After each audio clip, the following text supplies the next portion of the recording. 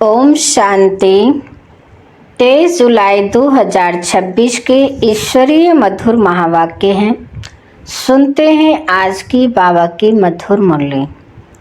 बाबा ने कहा, मीठे बच्चे, तुम्हें बाप समान सच्चा पैगंबर व मैसेंजर बनना है। सबको घर चलने का मैसेज देना है। प्रश्न है, आजकल मनुष्यों की बुद्धि सारा दिन किस तरफ भटकती है? उत्तर है, फैशन की तरफ। मनुष्यों को कशिश करने के लिए अनेक प्रकार के फैशन करते हैं। यह फैशन चित्रों से ही सीखे हैं।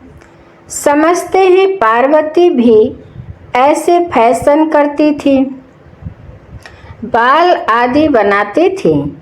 बाबा कहते, तुम बच्चों को इस पति दुनिया में फैशन नहीं करना है। तुम्हें तो मैं ऐसी दुनिया में ले चलता हूँ जहाँ नेचुरल सुंदरता रहती है, फैशन की दरकार नहीं। गीत है, तुम ही हो माता पिता, तुम ही हो। ओम शांति। बच्चों ने गीत सुना। जब महिमा गाते हैं तो बुद्धि ऊपर चली जाती है। आत्मा ही बाप को कहती है, वही खिवैया है, पतित पावन है, अथवा सच्चा मैसेंजर है। बाप आकर आत्माओं को मैसेज देते हैं और जिसको मैसेंजर व पैगंबर कहते हैं, कोई छोटे व बड़े होते हैं। वास्तव में वह मैसेज व पैगाम देते नहीं हैं। यह तो झूठी महिमा कर दी है। बच्चे समझते हैं सिवाय एक के इस मनुष्य सृष्टि पर और किसकी महिमा नहीं है। सबसे जास्ती महिमा इन लक्ष्मी नारायण की है, क्योंकि यह है नई दुनिया के मालिक। सो भी भारतवासी जानते हैं। दुनिया वाले सिर्फ इतना जानते हैं कि भारत प्राचीन देश है। भारत में ही गॉड गॉडेस का राज्य था। श्री कृष्ण को भी गॉड कह देते हैं। भारतवासी इन्हों को भगवान भगवती कहते हैं, परंतु यह किसको पता नहीं है कि यह भगवान भगवती सतयुग में राज्य करते हैं। भगवान ने गॉड गॉडेस का राज्य स्थापन किया। बुद्धि भी कहती है, हम भगवान के बच्चे हैं तो हम भी भगवान भगवती होने चाहिए। सब एक के बच्चे हैं ना, परंतु भगवान भगवती कह नहीं सकते। उन्हों को कहते हैं देवी देवताएं। यह सब बातें बाप बैठ समझाते हैं। भारतवासी कहेंगे कि हम भारतवासी पहले नई दुनिया में थे।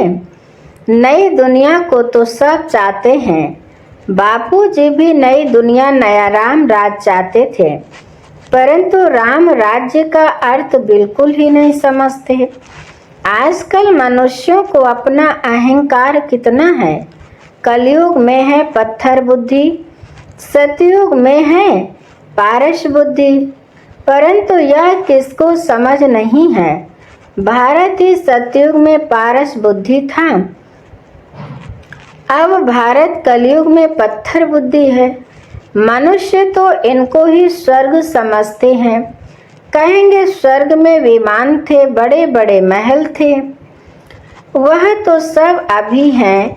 साइंस कितनी वृद्धि को पाई हुई है, कितना सुख है, फैशन आदि कितना है। बुद्धि सारा दिन फैशन पिछाड़े ही रहती है। आर्टिफिशियल सुंदर बनने के लिए बाल आदि कैसे बनाते हैं, कितना खर्चा करते हैं। यह सब फैशन निकला है चित्रों से। समझते हैं पार्वती मिशल हम बाल आदि बनाते हैं। यह सब कशिश करने के लिए ही बनाते हैं। आगे पारसी लोगों की स्त्रियां मुंह पर काली जाली पहनती थी कि कोई देखकर आशिक ना हो जाए। इसको कहा जाता है पति दुनिया। गाते हैं तुम ही हो माता पिता तुम ही हो, परंतु यह किसको कहना चाहिए? माता पिता कौन है यह भी नहीं जानते। माता पिता ने जरूर वर्षा दिया होगा, बाप ने तुम बच्चों को सुख का वर्षा दिया था। कहते भी हैं बाबा हम तो आप बिगर और किसी से नहीं सुनेंगे। अभी तुम जानते हो शिव बाबा की महिमा गाई जाती है। ब्रह्मा की आत्मा भी खुद कहती है हम सो पावन थे अब पतित बने हैं। ब्रह्मा के बच्चे भी ऐसे कहेंगे हम ब्रह्मा कुमार कुमारियां सो देवी देवता फिर 84 जन्मों के अंत में पतित बने हैं। जो नंबर 1 पावन वह नंबर 1 पतित। जैसे बाप वैसे बच्चे। यह खुद भी कहते हैं, शिव बाबा भी कहते हैं मैं आता हूँ इनके बहुत जन्मों के अंत में। जो पहले नंबर में पूज्य लक्ष्मी नारायण की डिनास्टी में थे, अब है संगम। तुम कलयुग में थे अब संगम युगी बने हो। बाप संगम पर ही आते हैं। ड्रामा अनुसार बच्चे भी वृद्धि को पाते हैं। अब बच्चों को ज्ञान तो मिला है। हम सो देवता थे फिर क्षत्रिय वैश्य शूद्र बने हैं। सारे चक्र को अच्छी रीति तुम जानते हो। यह तो बहुत सहज है। हमने 84 जन्म लिए। कईयों के बुद्धि में यह भी नहीं बैठता है। स्टूडेंट में नंबर वार तो होते ही हैं। राइट से लेकर शुरू करते हैं। First class, second class, third class. बच्चियां खुद भी कहती हैं हमारी थर्ड क्लास बुद्धि है। हम किसको समझा नहीं सकते। दिल तो बहुत होती है परंतु बोल नहीं सकते। बाबा क्या करें। यह हुआ अपने कर्मों का हिसाब किताब। अब बाप कहते हैं मैं तुमको कर्म अकर्म विकर्म की गति का ज्ञान सुनाता हूँ। कर्म करना है या तो तुम बच्चे जानते हो। थर्ड क्लास बुद्धि वाले इन बातों को समझ ना सकें। यह है ही रावण राज्य, परंतु यह किसको पता नहीं। रावण राज्य में मनुष्य तो विकर्म ही करेंगे तो नीचे ही गिरेंगे। गुरु किया ही जाता है दुख की दुनिया में। सद्गति के लिए ही गुरु करते हैं कि मुक्ति में ले जाएं। वह है निर्वाण धाम, वाणी से परे स्थान। मनुष्य अपने को वानप्रस्थी कहते हैं। वह तो कहने मात्र है। वानप्रस्थियों की भी सभा होती है। सब कुछ मिल्कियत आदि बच्चों को देकर गुरु के पास जाकर बैठते हैं। खान पान आदि तो जरूर बच्चे ही देंगे, परंतु वानप्रस्थ का अर्थ कोई भी नहीं समझते हैं। किसी की बुद्धि में यह नहीं आता कि हमको निर्वाण धाम में जाना है, अपने घर में जाना है। वह कोई घर नहीं समझते हैं। वह तो समझते हैं ज्योति ज्योत में समा जाएंगे। निर्वाण धाम तो रहने का स्थान है। आगे 60 वर्ष के बाद वानप्रस्थ लेते थे। यह जैसे कि कायदा था। अभी भी ऐसे करते हैं। अब तुम समझा सकते हो कि वाणी से परे तो कोई जा नहीं सकते।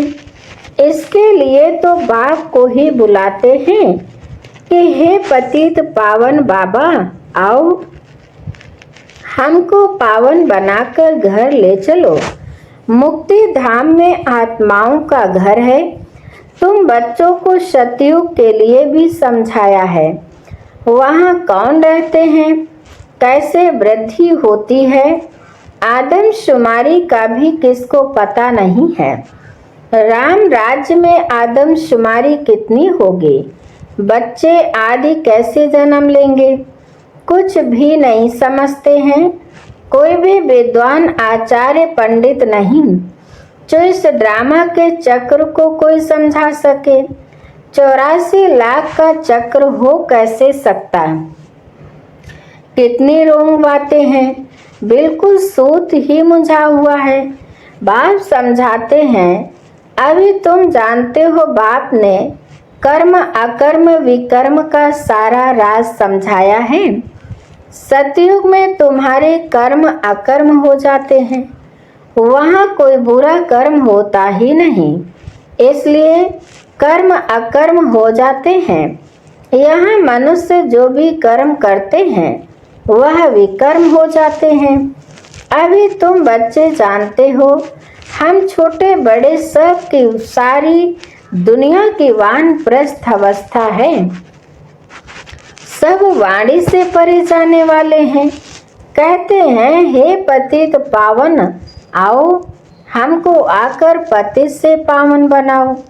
परंतु जब तक पावन नई दुनिया नहीं है, यहाँ पति दुनिया में पावन तो कोई रह न सके। यह जो भी पति दुनिया है सब खत्म हो जानी है। तुम जानते हो हमको फिर नई दुनिया में जाना है। कैसे जाएंगे? यह सारी नॉलेज है। यह है नई नॉलेज। नई दुनिया अमर लोक व पावन दुनिया के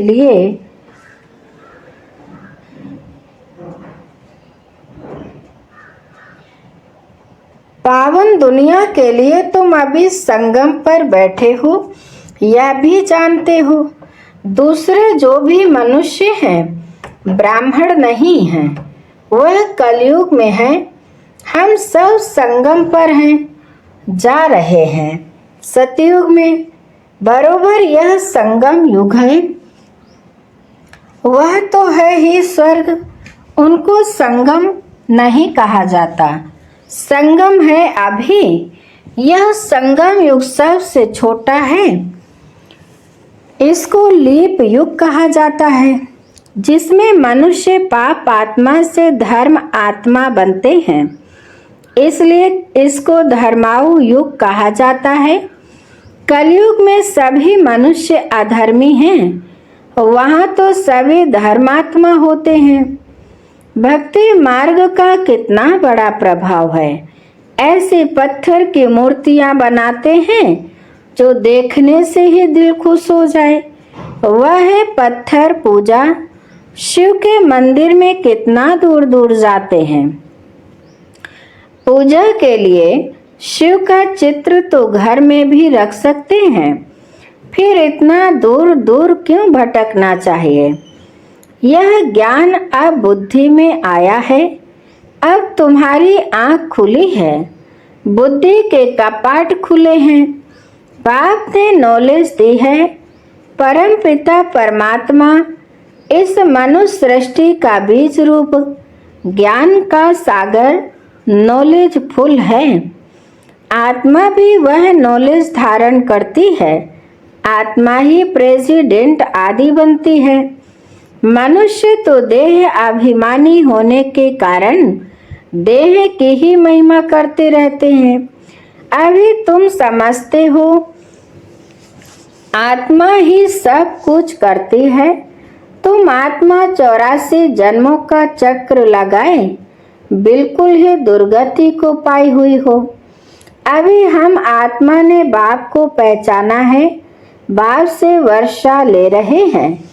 आत्मा को शरीर तो जरूर धारण करना पड़े। शरीर बिगर आत्माएं कैसे बोले, कैसे सुने।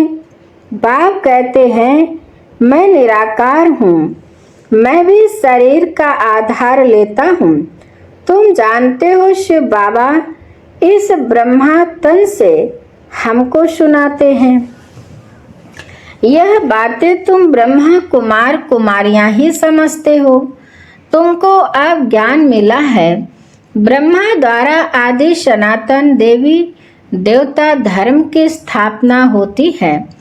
वही बाप राजयोग सिखा रहे हैं। इसमें मूंझने की बात ही नहीं। शिव बाबा हमको समझाते हैं, फिर हम औरों को समझाते हैं। हमको भी सुनाने वाला शिव बाबा ही है। अभी तुम कहेंगे हम पति से पावन बन रहे हैं।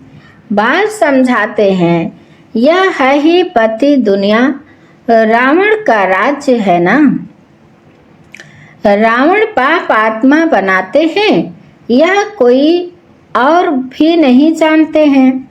भल रावण की एफिजी जलाते हैं, परंतु कुछ भी समझते नहीं हैं। सीता को रावण ले गया, यह किया, कितनी कथाएं बैठ लिखी हैं। जब बैठकर सुनते हैं तो रो लेते हैं। वह सब दंत कथाएं। बाबा हमको विक्रमाजीत बनाने लिए समझाते हैं।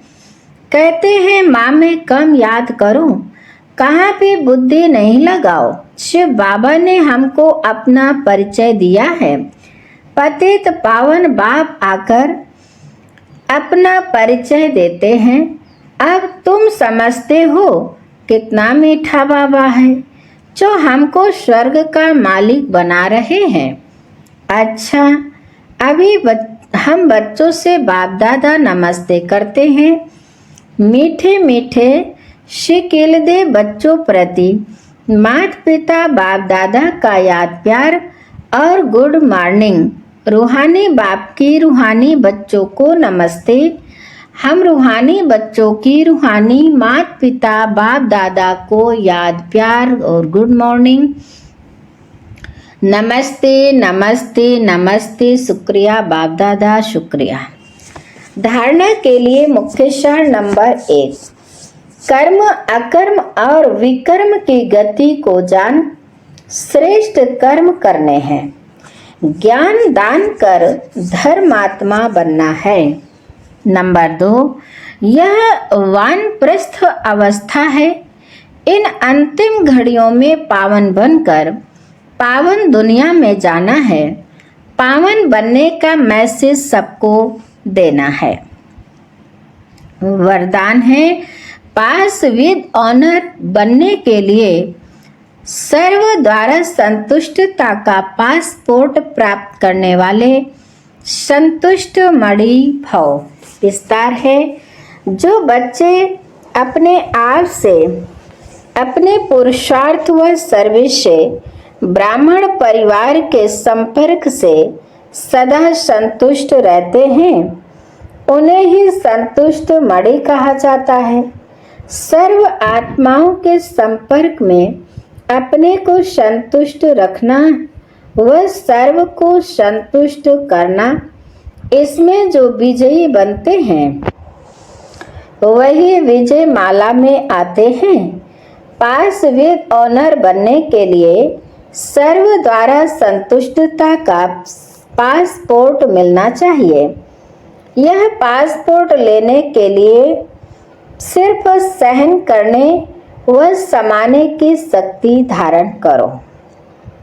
स्लोगन है, रहम दिल बन सेवा द्वारा निराश और थके हुए आत्माओं को सहारा दो। अच्छा, आज के मुरली से अव्यक्त इशारे हैं, सुनते हैं। ज्वाला स्वरूप स्थिति में रह शक्तिशाली याद का अनुभव करो। पावरफुल याद के लिए सच्चे दिल का प्यार चाहिए। सच्चे दिल वाले सेकंड में बिंदु स्वरूप बाप को याद कर सकते हैं। सच्चे दिल वाले सच्चे साहिब को राजी करने के कारण बाप की विशेष दुआएं प्राप्त करते हैं, जिससे सहज ही एक संकल्प में स्थित हो ज्वाला रूप की याद का अनुभव कर सकते हैं। पावरफुल वाइब्रेशन फैला सकते हैं। सच्चाई की शक्ति के कारण दिमाग भी समय पर युक्ति युक्त यथार्थ कार्य कराता है। कोई भी उल्टा कार्य हो नहीं सकता। अच्छा, आज की मुरली यहीं पर समाप्त होती है। मीठे मीठे प्यारे प्यारे बाप दादा को दिल से बहुत बहुत शुक्रिया। आप सभी महान आत्माओं को भी दिल से शुक्रिया शुक्रिया। ओम शांति शांति।